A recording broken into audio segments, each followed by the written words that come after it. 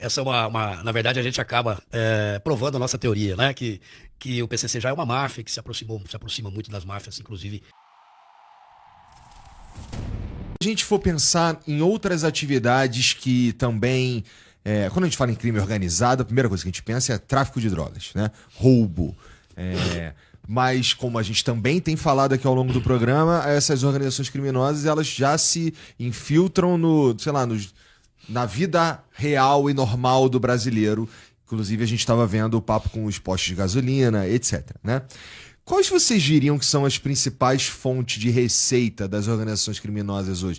Tirando lá no Rio, dá pra dizer, a gente sabe com mais clareza, porque lá a gente tem a exploração de serviços dentro das favelas. Então, o gatunete, a internet, o botijão de gás. Isso é peixe-pique, isso é pinto. Exatamente. Isso é nada. Isso é nada. Isso é nada.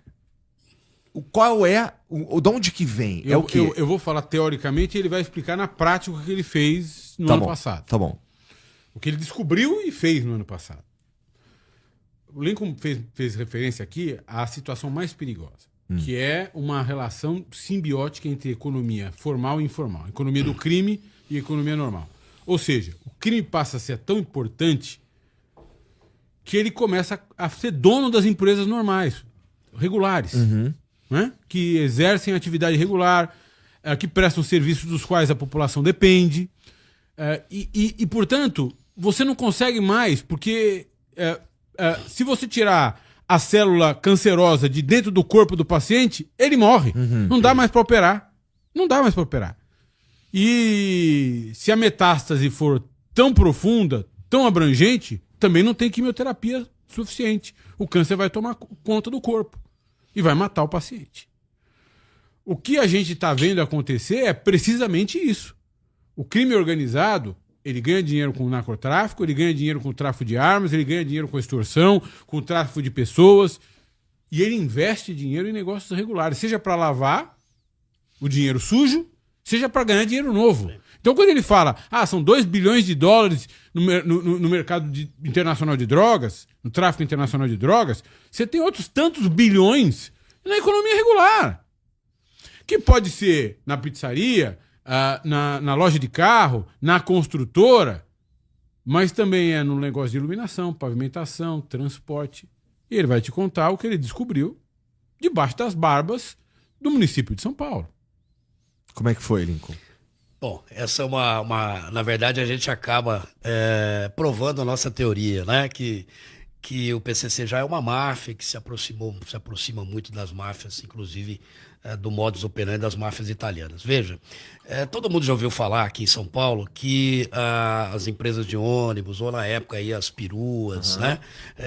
As vans, elas tinham uma participação do PCC. Tá? Por quê?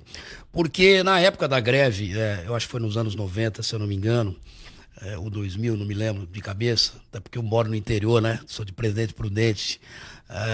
Mas houve uma greve geral de ônibus aqui em São Paulo, e aí apareceram os peroeiros, né? Aqueles caras que faziam o transporte ali. Já haviam, mas eles acabaram se profissionalizando. Eles viraram depois cooperativas, né? As peruas viraram vans, micro-ônibus, né? E aí veio uma legislação, o município resolveu privatizar, porque era um serviço que era municipal. E nessa privatização, a legislação obrigou que essas cooperativas se tornassem SAs. Né? E aí, em que pese, talvez, a intenção fosse melhorar a situação desses cooperados, trazê-los da informalidade, aí ia ser um ramo que o Valfrido conhece melhor do que eu, né? Que é um advogado de direito empresarial, trazê-los da informalidade para a formalidade, torná-los uma empresa de fato, uma SA, só que eles precisavam integralizar capital, precisavam ter prédio próprio, estacionamento próprio, eles não tinham capital para isso. Por quê? Porque às vezes o sujeito tinha um ônibus, né? Era uma van, depois virou um ônibus, ou tinham 2, né? E aí aparece o quê? Aí aparece a figura do PCC, que vai lá e captura a direção dessas empresas. Fala, olha, eu vou integralizar 50 milhões, foi isso que aconteceu numa das empresas, a TW, que tinha 2.200 ônibus, né?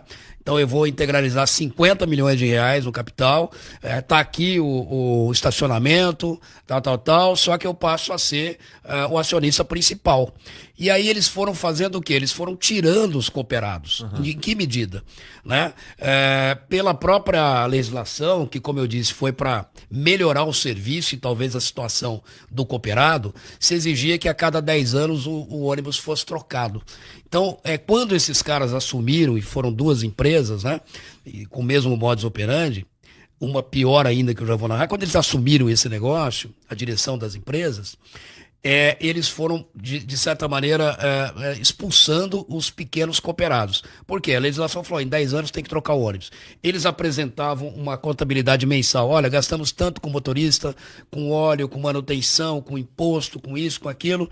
E aí, ó, tá aqui. Você tem R$2.000, R$3.000 no seu ônibus por mês. Chegou a ter, eu tenho casos lá de cooperados que tinham 2 ônibus, 3.000 cada ônibus.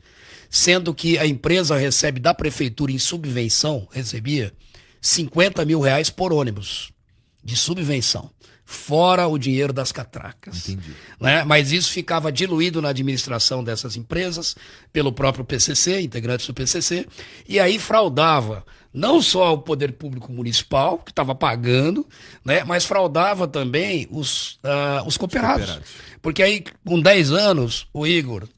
você precisa me dar um ônibus novo. Você está recebendo 3.000 por mês daquele ônibus. Eu falei, mas eu não tenho como comprar, não tenho nem como pagar um leasing, né, um financiamento.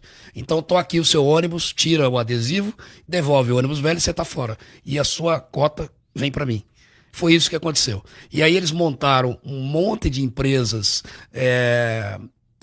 não fantasmas, empresas de fachada, fornecedoras, para inclusive a empresa de ônibus dar prejuízo. Aí fraudou os cooperados num segundo momento, porque ela só dava prejuízo enquanto esses sócios majoritários que eram da facção tinham casas em Miami, casas em condomínios aí em Jundiaí, em outros locais aí, os mais caros do país, né?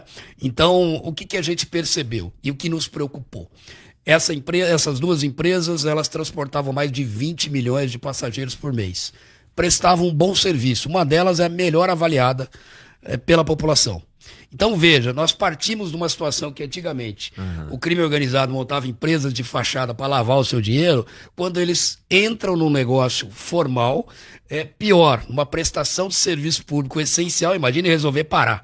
Aliás, quando tinham greves de ônibus, as outras empresas diziam, olha, se não parar, se o sindicato mandou parar, não parar, é porque é o ônibus do PCC, aí ninguém pode com eles. E, de fato, essas empresas nunca participaram de greve, né? Porque os motoristas eram obrigados a trabalhar. Então, o que a gente percebeu? Que eles não estão mais, né, como eu disse, montando empresas de fachada.